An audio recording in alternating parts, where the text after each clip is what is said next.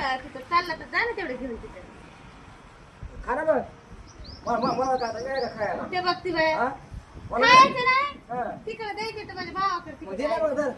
जायला जा की द्यायचं या आम्ही तू मला कधी कामाचं द्यायचा की जा. दुसरं काय बी कसं इथं काय बी तुझं भाऊ ते आम्ही बघ मला वाटलं मला खायला द्यायला काय की सोबत जा जा जा. धर दे आ, मला. जा देवा.